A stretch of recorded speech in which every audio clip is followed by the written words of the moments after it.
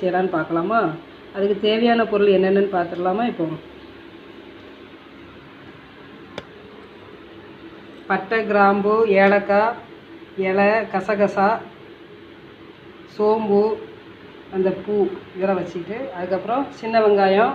நம்ம 1 கேஜி நம்ம ஆட்டுக்கறி எடுக்கிறதுனால ஒரு 1/4 கிலோவாவது சின்ன வெங்காயம் அரிஞ்சு வச்சுக்கிடணும். கருவேப்பிலை, இஞ்சி மட்டும்தான், பூண்டு தேவை கிடையாது இதுக்கு. அப்புறம் ஒரு 2 சின்ன உருளைக்கிழங்கு, 2 தக்காளி, கசகசாவை லேசாக வெறுஞ்சட்டியில் வறுத்து, கொஞ்சம் தேங்காய் வெட்டி கட் பண்ணி இதை மிக்சியில் அரைச்சிட்டு வந்துக்கலாம். நம்ம ஸ்டவ் ஆன் பண்ணி ஆயிலை ஊற்றிக்கலாம். ஒரு 2-3 ஸ்பூன் அளவுக்கு ஊற்றினா போதும். இஞ்சியை சின்ன சின்ன பீஸாக கட் பண்ணி வச்சுக்கிட்டா போதும். நச்சலாக வைக்க வேண்டாம், கட் பண்ணி வச்சுக்கிட்டா போதும். எண்ணெய் காஞ்சதுக்கப்புறம் மீடியம் ஃப்ளேம்லேயே வச்சுக்கோங்க.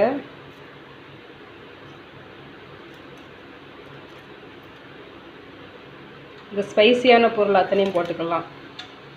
இலை, பட்டை, கிராம்பு, கசகசா, சோம்பு எல்லாமே போட்டுக்கலாம். போட்டுட்டு லேசாக வதக்கி விடலாம்.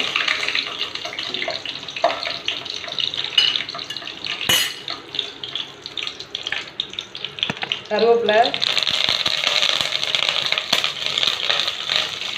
இஞ்சி, நறுக்கி வச்ச இஞ்சி, பூண்டு தேவையில்லை நம்மளுக்கு இதுக்கு, சின்ன வெங்காயம்,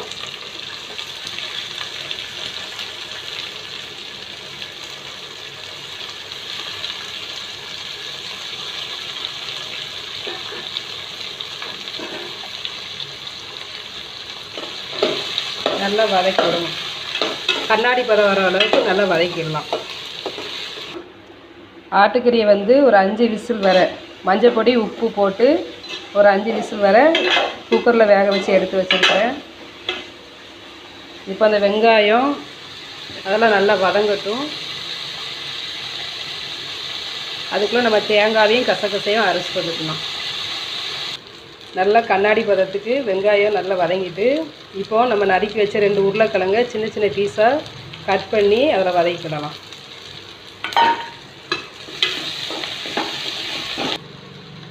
உருளைக்கிழங்கு லேசாக வதக்குனதுக்கப்புறம் இப்போ தக்காளி 2 தக்காளியை சேர்த்து நல்லா வதக்கி கொஞ்சம் மசிகிற மாதிரி வதக்கும். இந்த தக்காளிக்கு வதங்குறதுக்கு தேவையான உப்பு கொஞ்சோண்டு போட்டால் போதும்.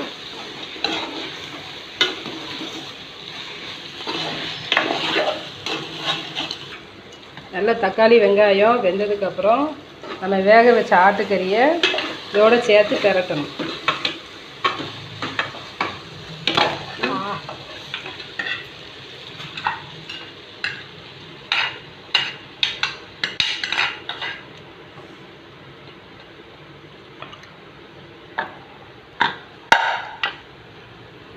இது இந்த தக்காளி, உருளைக்கிழங்கு கறி எல்லாத்தையும் சேர்த்து நல்லா பெரட்டி விடுங்க.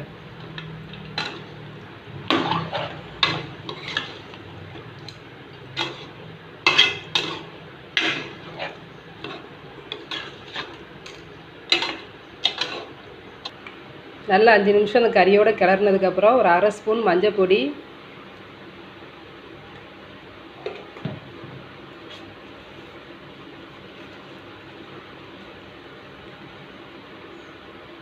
மசாலா பொடி 5 ஸ்பூன், பெரிய ஸ்பூனுக்கு 5 ஸ்பூன், சின்ன ஸ்பூனாக இருந்தால் ஒரு 7 ஸ்பூன் போட்டுக்கோங்க.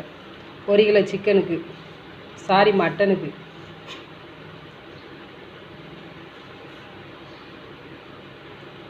இதே மாதிரி ஒரு வாட்டி வீட்டில் செஞ்சு பாருங்கள், நல்லா டேஸ்ட்டாக இருக்கும், வித்தியாசமாக இருக்கும். ஏன்னா நம்ம கூடயே சேர்க்கறதில்ல, அதனால் நல்லா வித்தியாசமாக இருக்கும். இதே மாதிரி வீட்டில் செஞ்சு பாருங்கள். இதை நல்லா கறியோடு நல்லா மசாலாவை பெரட்டும்.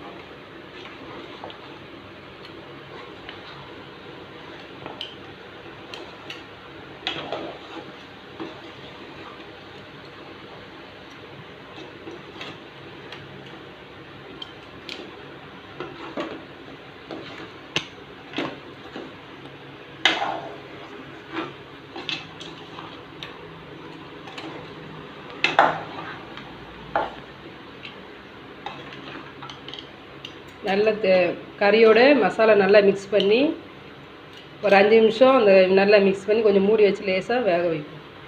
அடுப்பை வந்து நல்லா ஸ்லோவில் வச்சுக்கலாம். ஏன்னா மசாலா வந்து இது கறியிடக்கூடாது. அதுக்காண்டி நம்ம குக்கரில் வேக வச்ச தண்ணியை இந்த கறியோட மிக்ஸ் பண்ணிக்கலாம்.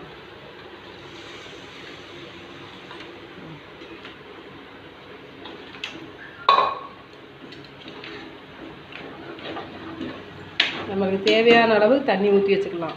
இதிலே நம்ம உப்பு உரப்பு எல்லாமே செக் பண்ணிக்கலாம். ஆட்டுக்கறியெல்லாம் வேகலை அப்படின்னா கொஞ்சோண்டு சிரட்டையை கட் பண்ணி அதை நல்லா மேலே இருக்க இந்த தூரையை சீகிட்டு அதுக்கப்புறம் நல்லா கழுவி அந்த ஆட்டுக்கறியோடு போட்டு வேக வச்சிங்கன்னா ஆட்டுக்கறி சீக்கிரம் வெந்துடும். இப்போ நம்ம குழம்புக்கு தேவையான தண்ணி எந்த அளவு தண்ணி தேவையோ அந்த அளவு தண்ணி வச்சுக்கலாம்.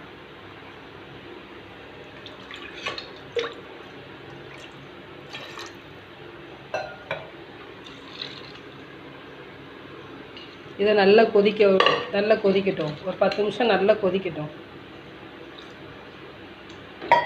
அதுக்கப்புறம் நம்ம தேங்காவை அரைச்சி வச்ச தேங்காவையும் கசகசாவையும் ஊற்றிக்கலாம். நம்மளுக்கு தேவையான அளவுக்கு தண்ணியை ஊற்றி மட்டனை நல்லா வேக வைக்கும். ஏற்கனவே குக்கரில் வெந்ததுனால ஒரு 10 நிமிஷம் போதும். அதனால் 10 நிமிஷம் கொதிக்க விடலாம். மூடி போட்டு கொதிக்க வைப்போம். நல்லா கறியெல்லாம் வெந்ததுக்கப்புறம் தேங்காவும் கசகசாவும் நம்ம மிக்சியில் அரைச்சி வச்சுருக்கோம். அதை இதில் ஊற்றிக்கலாம்.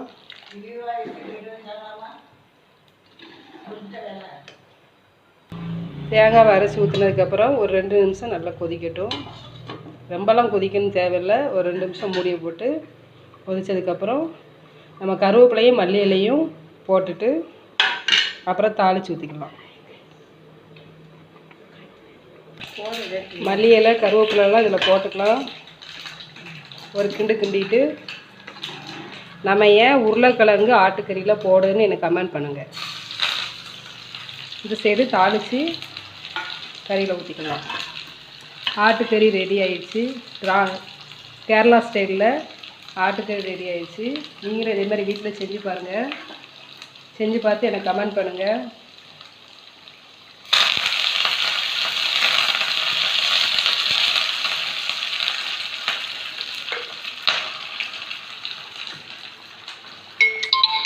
மேரி மீடியாங்கிற அஃபிஷியலுக்கு நீங்கள் சப்ஸ்கிரைப் பண்ணுங்கள்.